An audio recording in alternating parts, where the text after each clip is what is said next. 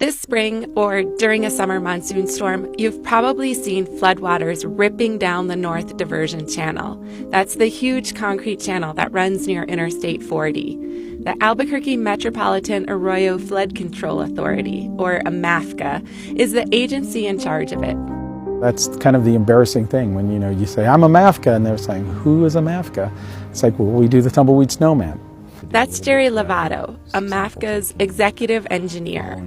And the snowman's just for fun. AMAFCA's real job is to protect the city from flooding. When AMAFCA was created in 1963, the idea was to protect life and property, because that's our mission, but to do it as quickly and efficiently as possible. So it was basically grab the water, divert it, and get it to the river as quickly as you can.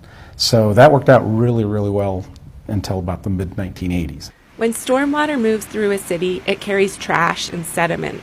It also picks up things like oils and gasoline, PCBs, and pesticides, which caught the attention of water quality regulators. They told AMAFCA it needed to clean the water before discharging it into the Rio Grande, and that meant slowing the water down. Water is moving extremely fast, so when water's passing you by at 30 feet per second, it's very hard to try to clean it before it gets to the river. So we were trying to slow it down or take it offline. At the same time that AMAFCA was trying to meet federal water quality standards, it hit a bump. Under state law and the law that governs how the waters of the Rio Grande are shared, AMAFCA couldn't hold on to the water for more than 96 hours. They couldn't let the water just pour into the river, but without a right to the water, they had to keep it moving. Since 2012, we have been able to hold that water in a series of projects. So instead of just holding it in one spot, we now hold it in one spot and then go downstream, hold it again, and go downstream again to hold that water to try to clean it and run it through bioswales and some other facilities just to clean that water. Over time, engineers have had to change the way they think about stormwater. So our story takes us here to the South Valley and Raven Pond. Well, I'm standing basically in the middle of Raven Pond, and it's really a gorgeous refuge in the middle of the city for not only stormwater and stormwater quality, but it's also a great place for birds and wildlife. Nolan Bennett is a field engineer with AMAFCA. He says they work on low-impact designs when and where that's possible. Right next to us, there's tens of thousands of tadpoles in our little drain channels that we have in this facility.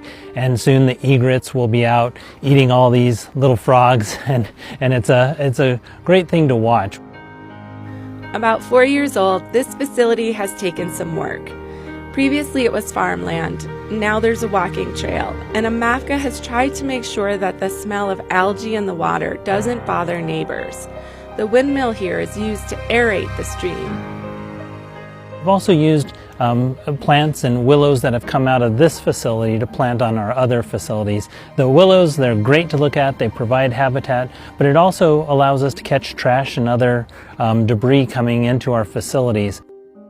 The North Diversion Channel, for instance, drains about 100 square miles of the city of Albuquerque, and when you have that amount of material coming down at various locations throughout our system, we use those willows to trap trash and debris. Instead of seeing stormwater as a nuisance, it can be a resource. Ideally, it could be slowed and cleaned and used in irrigation canals, or the Flood Control Agency and the Drinking Water Authority can work together to let water percolate into the ground and help restore aquifer levels. And when it comes to stormwater, there are things we can all do to make sure it's as clean as it can be.